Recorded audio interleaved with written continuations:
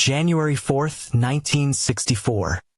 A card reading Happy New Year was left at the scene of Mary Sullivan's murder in her Boston apartment. She was the final victim of the Boston Strangler. What did this simple object reveal about the killer? On January 4th, 1964, Mary Sullivan was murdered in her Boston apartment. She became the final known victim of the Boston Strangler. Her body was found with 3 ligatures wrapped around her neck and a broom handle lodged in her vagina. A card reading Happy New Year was left by the killer near her body. The murder marked an end to a series that had terrorized the city for nearly 2 years. At the time, investigators believed this was the last of the attacks attributed to the Boston Strangler. Mary Sullivan was 19 years old when she was killed. Her death closed a chapter in one of the most infamous crime sprees in American history. The case would not be officially solved until decades later, with Albert DeSalvo confessing to the murders in 1964 and DNA evidence linking him to the final victim. Despite this, questions about whether all the crimes were committed by a single individual continue to linger. Between June 14, 1962, and January 4, 1964, a series of murders terrorized Greater Boston. 13 single women between the ages of 19 and 85 were found strangled in their apartments. Most victims had been sexually assaulted. The killer, dubbed the Boston Strangler by investigative reporters, seemed to gain his victims' trust as there was no sign of forced entry into their homes. Despite extensive media coverage and heightened public awareness, the murders continued, leaving residents fearful and taking precautions like installing new locks and purchasing tear gas. Massachusetts Attorney General Edward W. Brooke coordinated efforts among various police departments struggling to catch the killer due to the spread-out locations of the crimes. Some investigators questioned whether a single individual was responsible for all the murders. Over the course of 13 months in the early 1960s, the Boston Strangler murdered 13 women across Greater Boston. Most were sexually assaulted and strangled in their apartments. The victims were often assumed to have let their assailant in, believing him to be a service provider or someone they knew. As fear spread through the city, residents took precautions, purchasing tear gas, installing new locks and deadbolts on their doors, and even moving out of the area. The attacks continued despite extensive media coverage and police efforts. By January 1964, the killings had left a deep sense of terror in the community. The final victim, Mary Sullivan, was murdered in her Boston apartment on January 4, 1964. Her death marked the end of what became known as one of the most brutal and confounding crime sprees in American history. On October 27, 1964, Albert DeSalvo confessed to being the Boston Strangler after being identified by a young woman who described her attacker. Earlier that day, DeSalvo had posed as a motorist with car trouble and attempted to enter a home in Bridgewater, Massachusetts. The homeowner, future Brockton Police Chief Richard Spruill, became suspicious and eventually fired a shotgun at DeSalvo. The woman's description of her attacker led police to identify the assailant as DeSalvo. When his photo was published, many women identified him as the man who had assaulted them. On October 27, 1964, a man posing as a motorist with car trouble attempted to enter a home in Bridgewater, Massachusetts. The homeowner, future Brockton Police Chief Richard Spruill, became suspicious and fired a shotgun at the individual. This encounter would later prove significant in the Boston Strangler investigation. The individual who was shot at was Albert DeSalvo. He had been identified by a young woman as her attacker just days earlier after he tied her to her bed and sexually assaulted her before suddenly leaving, saying, "I'm sorry." Following this incident, police apprehended DeSalvo on rape charges. It was during this time that DeSalvo confessed to being the Boston Strangler, detailing his involvement in a series of murders that had terrorized the city for over 2 years. While some details in DeSalvo's confession aligned with descriptions provided by victims and investigators, many continued to question whether he was solely responsible for all 13 murders. This ongoing debate about the full extent of DeSalvo's involvement persists even today. In January 1964, Mary Sullivan became the final known victim of the Boston Strangler when she was murdered in her Boston apartment. Nearly 2 decades later, DNA evidence linked Albert DeSalvo to her murder. This forensic discovery played a crucial role in solidifying the connection between DeSalvo and the crimes. While DeSalvo had confessed to being the Boston Strangler, some investigators and members of the public questioned whether all 13 killings were committed by one person. It remains the only DNA evidence in the entire Boston Strangler investigation. In the years following Albert DeSalvo's confession, investigators faced a complex and challenging task in piecing together the timeline of the Boston Strangler's crimes. The investigation into the Boston Strangler was one of the most challenging of its time due to inconsistencies and contradictions within the case. Originally, police believed that a single unknown man committed all 13 murders attributed to the Boston Strangler. The spread-out locations of the victims complicated jurisdictional oversight for prosecution of the crimes. Massachusetts Attorney General Edward W. Brooke coordinated various police forces during the investigation. Brooke permitted parapsychologist Peter Hurkos to use his alleged extrasensory perception to analyze the cases, a decision that was controversial. Hurkos provided a detailed description of the wrong person, leading to ridicule from the press and skepticism from investigators. Despite public belief in a single perpetrator, many within law enforcement were not convinced all murders were committed by one individual. The inconsistencies in the investigation continued to challenge investigators as they worked to confirm DeSalvo's involvement.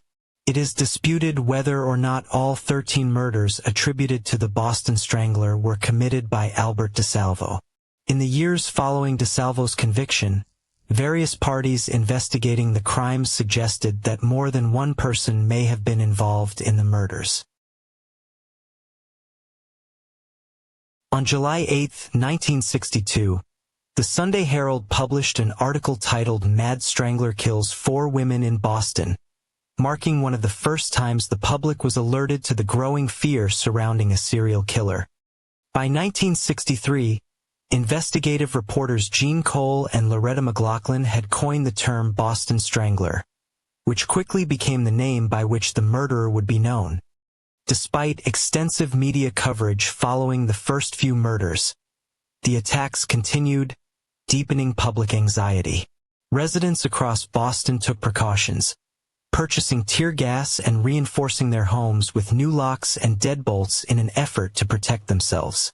The nation watched as newspapers and television programs reported on each new murder, keeping the investigation at the forefront of public consciousness. By the time Albert DeSalvo confessed to being the Boston Strangler in open court, the name had become deeply embedded in crime history. As the investigation into the Boston Strangler unfolded across multiple jurisdictions in the early 1960s, Massachusetts Attorney General Edward W. Brooke took on a critical role in coordinating efforts among police forces throughout the state. This was essential in managing the challenges posed by the spread-out locations of the victims and the involvement of multiple district attorneys' offices. Brooke also permitted parapsychologist Peter Hurkos to use his alleged extrasensory perception to analyze the cases, although this approach drew public ridicule, as Hurkos provided a minutely detailed description of the wrong person, according to some reports. Edward W. Brooke, the Massachusetts Attorney General at the time, coordinated police forces across the state to investigate the Boston Strangler murders. While DeSalvo eventually confessed to the crimes and was linked by DNA evidence to the final victim, Mary Sullivan, questions remained about whether all 13 murders were committed by one individual. Some continued to believe other individuals could have been involved. In October 1964, Albert DeSalvo confessed to being the Boston Strangler while incarcerated. He shared this confession with fellow inmate George Nassar, who later relayed it to attorney F. Lee Bailey. This confession proved to be a significant development in the investigation. However, DeSalvo's statements about the crimes were not always consistent over time. Some of his original claims were later retracted, raising doubts about the reliability of his confession and fueling ongoing debate about whether DeSalvo was truly responsible for all 13 murders. This uncertainty surrounding DeSalvo's involvement highlights the complexity of the Boston Strangler case. While his confession played a crucial role in identifying him as a suspect, the inconsistencies in his statements left investigators with unanswered questions that continue to be discussed even today. On October 27, 1964, Albert DeSalvo confessed to being the Boston Strangler. He provided a detailed account of his crimes during a separate case. This confession would later be retracted. Despite his detailed account, inconsistencies and contradictions emerged in the investigation that followed, leaving questions about whether he was solely responsible for all the murders attributed to the Boston Strangler. Some have suggested that the murders, sometimes referred to as the silk stocking murders, were committed by more than one person. This uncertainty complicated efforts to fully resolve the investigation, even though DNA evidence later linked DeSalvo to the final victim, Mary Sullivan. In January 1964, Mary Sullivan was murdered in her Boston apartment. She became the final known victim of the Boston Strangler. Decades later, DNA evidence played a crucial role in confirming Albert DeSalvo's connection to her murder. Though limited at the time, this forensic confirmation provided a direct link between DeSalvo and one of the crimes attributed to him. The evidence was significant in supporting his confession and helping investigators close a chapter in a case that had long baffled law enforcement. It marked one of the few times DNA was used in the investigation, offering concrete proof where other details remained uncertain. Despite Albert DeSalvo's confession and DNA evidence linking him to the final victim, Mary Sullivan, questions remain about whether he was solely responsible for all 13 murders attributed to the Boston Strangler. The investigation into these crimes is marked by inconsistencies and contradictions that have not been fully resolved. In the years following DeSalvo's conviction, some investigators suggested that more than one person may have been responsible for the murders. This theory has never been conclusively proven or disproven. DNA evidence confirmed DeSalvo's connection to Mary Sullivan, but it does not definitively explain the entire timeline of events and leaves room for uncertainty about whether Albert DeSalvo acted alone. The investigation into the Boston Strangler remains one of the most studied in criminal history. While Albert DeSalvo confessed to committing 13 murders and was later linked to the final victim through DNA evidence, questions about his role persist. Some experts continue to debate whether he was the sole perpetrator or if others were involved. The case has inspired ongoing research, with true crime enthusiasts and professionals revisiting its details in search of clarity. Despite DeSalvo's confession and the DNA evidence confirming his presence at the scene of Mary Sullivan's murder, inconsistencies and contradictions within the investigation have fueled further discussion. These unresolved questions continue to shape how the case is understood today. On October 27, 1964, Albert DeSalvo confessed to being the Boston Strangler in a detailed account that provided the first tangible lead in the investigation. However, questions about whether all 13 murders were committed by DeSalvo have persisted due to inconsistencies in the case. Some investigators and researchers believe other individuals may have been involved. DeSalvo's confession was later retracted and he recanted parts of it. This moment marked a turning point in public perception of the investigation and shifted focus toward identifying the killer. Despite this, the full extent of DeSalvo's involvement continues to be debated among researchers and historians. It is disputed whether the Boston Strangler investigation is riddled with inconsistencies and contradictions.